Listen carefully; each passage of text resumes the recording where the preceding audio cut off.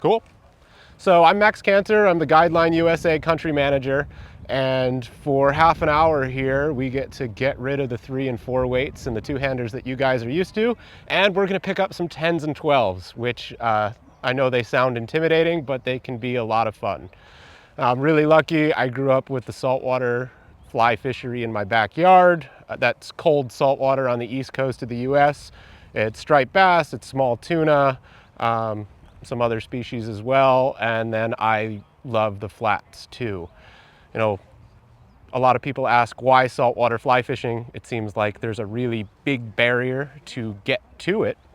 And at the end of the day, it's just a lot of fun, and it's not as complicated as people make it out to be. Now, I know some of you guys have traveled all around, but has anybody ever seen their backing in the UK here? Couple times, sea bass, something like that. Maybe a really big salmon, maybe, you know, the 60-pounder that's mounted over there in the Norris shop. But I can guarantee it's not gonna happen every day. If you're running out in my boat in the fall and we're going albie fishing, you're gonna see your backing every day. The knots matter, the leader matters, your full setup matters, you're testing the equipment to the maximum. And because of that, you know, there is that barrier to how am I gonna do this? But you know, at the end of the day, it really is not that bad. There's 2 things to keep in mind when we're dealing with saltwater fish. There's a lot more than that, but we'll start with these. I will say that this is an introductory demo. If you guys are wondering how to splice hollow core, we can do that another time, but we're gonna start off with the basics here. And the first thing being the dreaded W word that everybody hates to hear. If you say it, it'll raise 10 miles an hour. I kind of hope it does for the sake of this demo, but that's wind. There's always gonna be wind in saltwater. You're never gonna get around it. And on those rare days where you don't have it, you're gonna wish you did, because the ocean is gonna feel like a lifeless desert, and any fish that you see are gonna be really hard to present a fly to. Just like these guys were talking in dealing with trout leaders and presenting to really wary fish, that wind is gonna give you cover. It's gonna make those fish comfortable, and it's gonna keep them happy. If you're fishing the flats, those fish are there to feed. They're even permit when they move up into shallow water. They're wary of their surroundings. They're looking out for danger, but they're there to eat. And all you can do is show them a fly and try to feed it to them. The second thing to keep in mind after that, once we've got the wind to deal with, is that these fish, for the most part, are always moving. Yeah, there's instances in which they'll stop. They'll stop in current breaks that the tide forms. Tarpon will lay up and give you shots at a fish standing still. But, you know, it's kind of a joke, but I like to say, especially albies and stripers and blitz fishing, and, you know, when things are up and down really quick, the best time to cast was 5 seconds ago. The next best time is right now. The more time that your line is in the air, the less time it's fishing. You can sit there and carry a perfect loop over and over and over again, but if it takes you 6 false casts to reach 80 feet, I'd much rather see 1 or 2 getting out to 50 accurately. Because these fish are always moving around, accuracy and speed are going to be way more important than your distance. And, you know, people think of saltwater fly fishing, they think of distance, but yeah, I'd much rather see those 2, and because of it, you're gonna catch a lot more fish. Now, I'm gonna contrast 2 anglers here before we get into what to expect when you jump onto a flats boat, and then some of the casting tips. But one of which is a really experienced caster. We went out last year. We fished in one of the better striped bass days I'd ever seen, but the wind was tricky. The fish were really up and down. And if you put this guy on the lawn, he could probably cast half the backing on this reel without a joke, but he could not get it done. It was kind of a tough day overall because of that.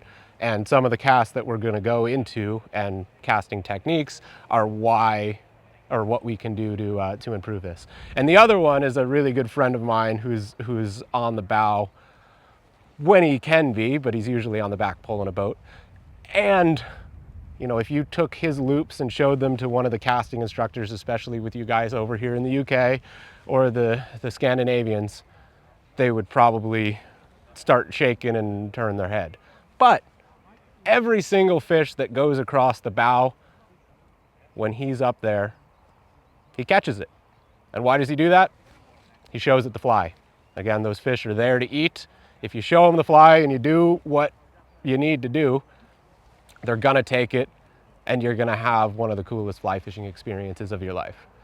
So I guess we'll go through what to expect. You know, there's different scenarios of saltwater fly fishing. You can fish in cold water, you can fish on the flats, but generally when you're getting on a boat for the first time, and the same thing can be said, though this is a little bit different while wading. Oftentimes when spotting fish there, you're gonna point with the rod, or the guide's gonna point with the rod. But when you get on the boat, one thing to keep in mind is the clock system. The bow is 12, the stern is 6, to your right is 3, to your left is 9. 12 is not where you're pointing. A lot of people still mess this up. Guides still mess this up. Everyone does it sometimes. Be pulling along, really nice fish, scooting by quick, say it's a permit at 80 feet at 10 o'clock. It's not over there, it's over here, because my bow was right here. So keeping in mind that that bow sets the clock, not where you're pointing. The second thing is the ready position for these fish. Before I've even started fishing, I'm gonna strip out a bunch of line. I'm gonna strip out more than I can manage. And I'm gonna make sure that it's all neatly placed next to me by sending it out once and stripping it in. I'm actually gonna strip out a bit more just to hold that down there on the deck too. Just to keep it, not balanced, but in place. Because again, you're gonna deal with wind. And sometimes when not even nerves gets the better of you, but you end up making that extra 10 feet on a shot that you didn't think you could do. Helps to be optimistic. So I'm there, I'm ready,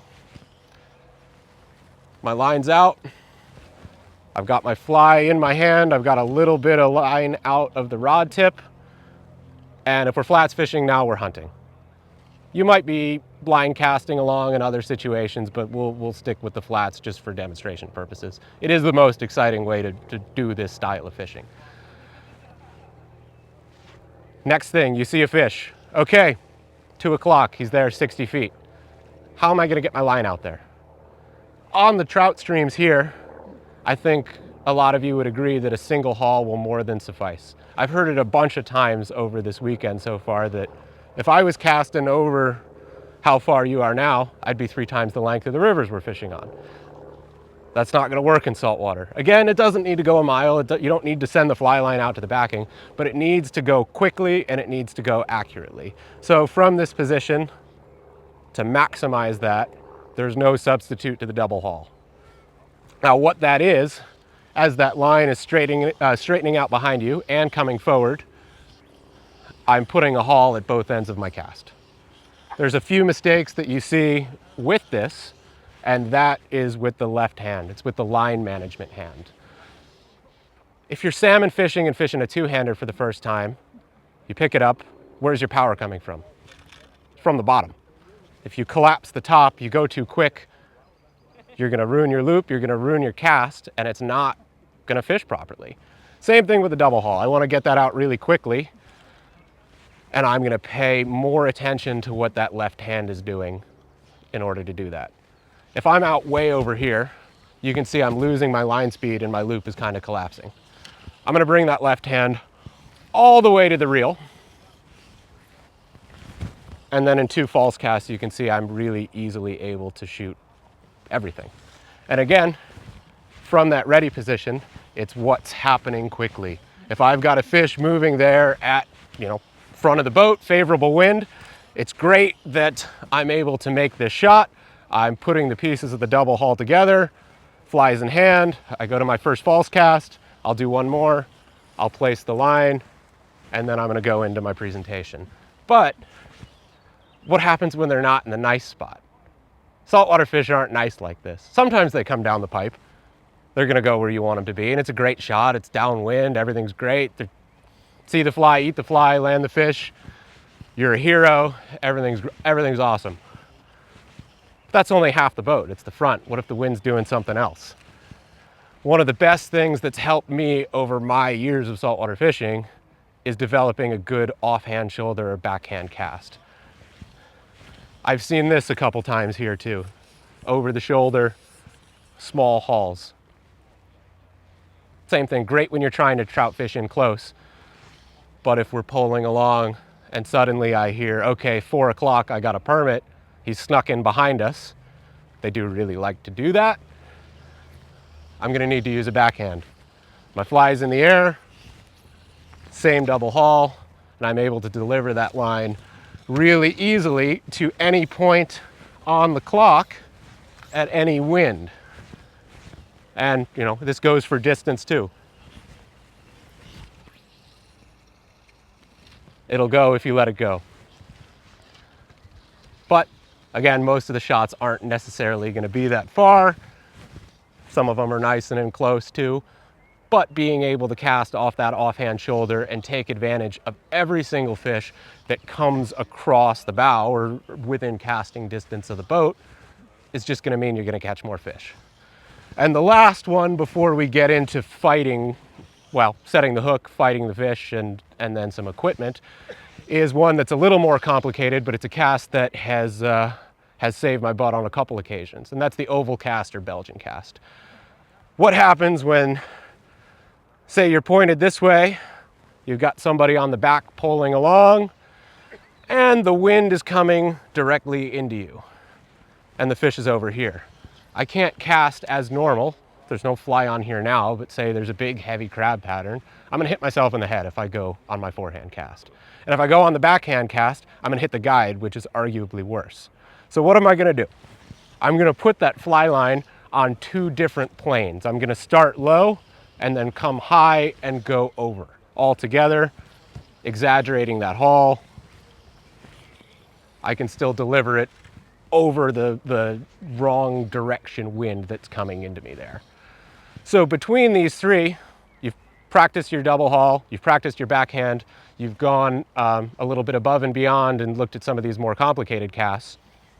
From 12 to 3 to 6 to 9, you've got everything on the clock and no fish is gonna sneak past you. Seeing them is a different matter, but that just takes time and just a little experience to get used to.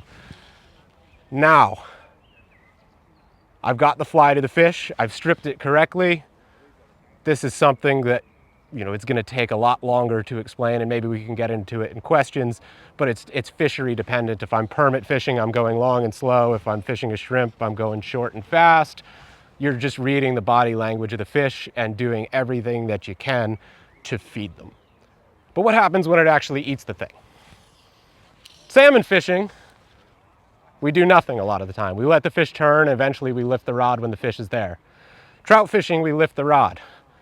There's one common denominator between those 2 things: lifting the rod. We don't want to do that. I'm not going to say you're going to lose every single fish that you hook when you lift the rod, but you're going to lose most of them.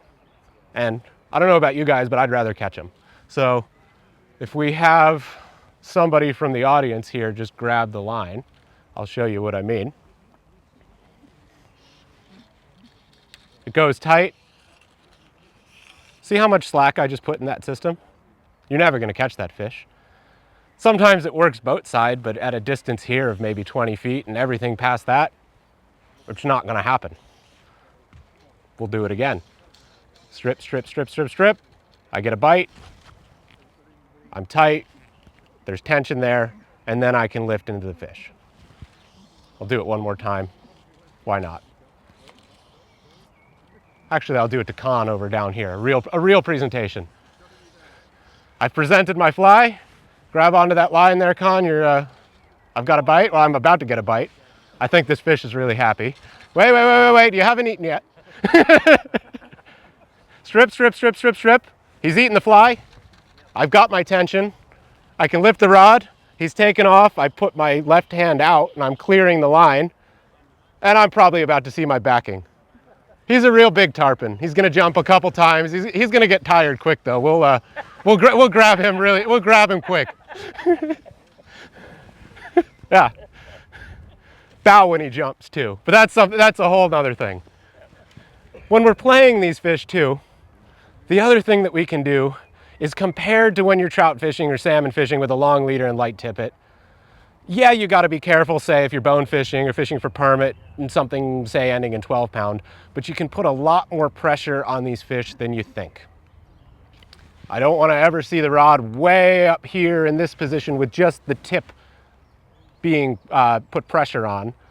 The only time you're really going to raise the rod in saltwater is if you're trying to clear obstacles. That's in, you hook a big permit on a rocky piece of reef, he runs out, I keep the line high, but I'm still fighting the fish with the butt of the rod. This is where the rod is designed to fight fish from. If you do it from there, not only you're probably going to spend way too long fighting the fish, but your chances of eventually high sticking the rod and breaking the rod are a lot higher.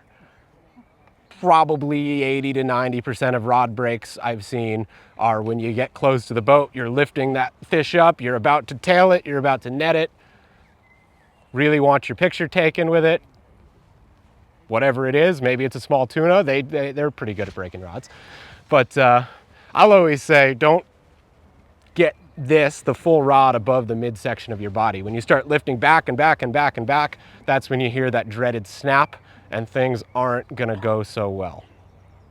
You know, saltwater rods are quicker, they are stronger in most instances, but no rod is strong enough to withstand that amount of pressure right next to the boat. Sometimes you land the fish, sometimes you lose the fish. It's a great way to still lose them, I'd rather land them. So we've gone over all this, we've got our cast, we've got how we set the hook, we've got how we're fighting these fish and eventually landing them. But I know that the wide range of saltwater rods, reels, and lines is, you know, it's a pretty big array of stuff. Same with salmon fishing, same with trout fishing. It's as complicated as you want to make it. Now, we offer two saltwater lines of rods, the LPX Coastal and the NT11 Saline. And the Saline ranges from a 6 weight to a 14 weight. So when we're first getting into this, I get the questions of what am I going to use these for? Well, the 6 and 7 are coastal rods that are used for sea trout a lot of the time. You can use them for bonefish, particularly that 7 weight when it's lighter. But if I'm going bone fishing for the first time, I'll probably end up getting or recommending an 8 just because of the variety of what you can do with it. 8's a great all-around rod. I can still fish that in freshwater. I can take it to the flats. I can catch bonefish. I could catch sea bass here. I could catch small permit. I could catch stripers. It's a little light for small tuna, but we'll get into that. Your 9 weight has kind of become the US staple. That's more wind.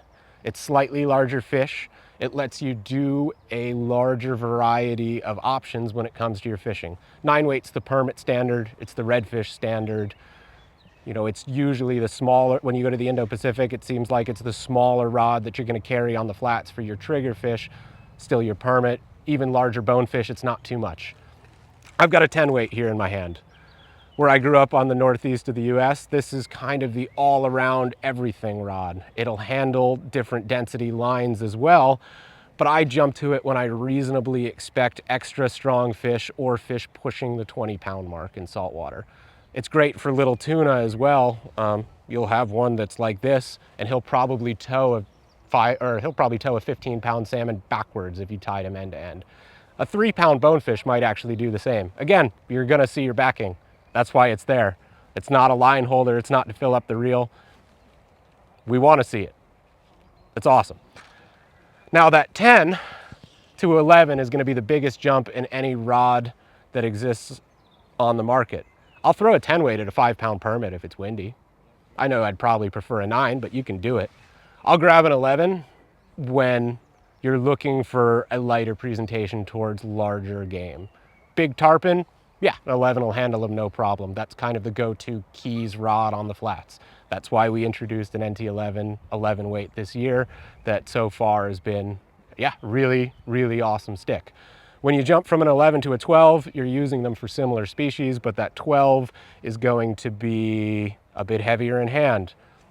But say you're pushing fish, you know, you're fishing for fish pushing the 150-pound mark. Yeah, 12 is probably going to be a little nicer. And that comes in that lifting power from the butt end. The 14 is a blue water rod, tuna, marlin on the smaller side. sharks, there are things after that, but you know, after a 14 weight, you kind of blur the lines into what can I do with a fly rod. Again, this is an introductory saltwater fly fishing course, so we're not going to go past 14 to start. Reels, I got this question yesterday, so I'll address it now. Something sealed, give it a good freshwater rinse after. I've got our Halo range on here. That's our mid-range reel at the moment. I've caught permit on them, I've caught albies on them. They're fun little reels. We do have something coming that is more so to match the premium saltwater range, so stay tuned for that soon. Lines, you have a difference between the tropical and the cold water ones. If you stop in Norris's here, or you know, wherever you're going to, wherever you're about to go fish, the line does matter, the coating does matter, how it performs does change when you get into temperature differences, and that's just why they're produced.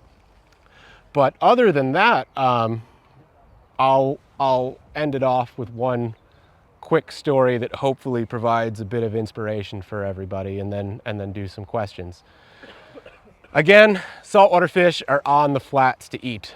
We like to think that they're really tricky, but to be honest, they are more than accessible. If you're going for the first time, bonefish are a great place to start. They're both, well, to the south of all of you guys, but to the east and west. We've got them in the Atlantic, we've got them in the Indo-Pacific, and they're prolific enough and happy enough to take flies that as a beginner, you can go, you can catch them, you can hone in those saltwater skills, you're gonna be successful, and you're probably gonna get some shots at some other species of fish too. I really like permit. Permit are a really big pain in the ass too, but they're a lot of fun. And this is where I'm getting to in this closing story. Fish are there to eat. I'd love to say that the last permit I caught was on a magnificent hero cast and everything worked perfectly. No, I broke that one off. The one before that, I had gotten out, waited at a small group of 3 fish. They were really, really happy. Fly lays out in between them at about 60 feet. It's moving, it's moving, it's moving, and I'm waiting, so I'm trying to make myself small. And those fish followed it in all the way from where I presented to them, all the way to my rod tip. They didn't eat the fly. They got right here. They all took one good look at me. My leader was halfway in the rod tip. Everything was not looking good. And I had a heavy crab pattern on the other end, so this might not show in the same way. But all 3 of those fish spooked. One of them spooked a little bit slower than the other 2. So I did a really aggressive cast. I got half the leader out of the rod, and I hit this fish in the head as hard as I could. It absolutely devoured the fly. So I'd love to say that it was a great hero cast and everything was perfect in making that situation happen. But in reality, it was just doing the best with what I could at the time. And that's all fly fishing is. So if I'm going to leave you with anything in jumping over to saltwater fly fishing, it's an awesome experience. The fish fight really hard. You get to combine the best parts of spot and stock trout fishing with something that is going to absolutely pull your arm off, and you're going to have a lot of fun while doing it. Just remember a good pair of glasses, sunscreen, and don't trout set. Any questions, guys? How do you land your fish before you get off the butt? I grabbed its tail, eventually. Yeah. It helps if you have somebody to do it for you, but at that point it's the same as trout. When you're high sticking the rod, it doesn't apply as much when you're waiting. What I like to do is as it gets close, the less you touch the line, the better. But as it's coming in, you let a bunch of line out. The fish is tired at this point, and hopefully you can grab the tail as swiftly as possible. But it's better when there's someone else to do it for you. I grabbed that one. That one was actually pretty agreeable from start to finish. So disproves the myth that they're all too tricky. I've only been out once, but I went to see the fish in the harbour. But the clock system, from not going out a book, that was the hardest thing. You know, like this guide saying that we're turning and putting a cast back in when the fish all moved from left to right. That was definitely the hardest. Yeah, it's definitely something to just keep in mind, especially if you're going on a flats boat to start. Being aware that that's the standard for that style of fishing is going to get you over the first hurdle there. If you know where 12 is, you're doing better than the majority of anglers. And you're going to have a better day because of it. Cool. If anybody wants to cast one of these, I've got the 8, 10, and 12 rigged. The 8 and 10 have got permit lines, and the 12 has got a GT line, but you can at least get a feel of what a heavier fly rod feels like. They're not as scary as they seem, I promise. Cool. Thanks, guys.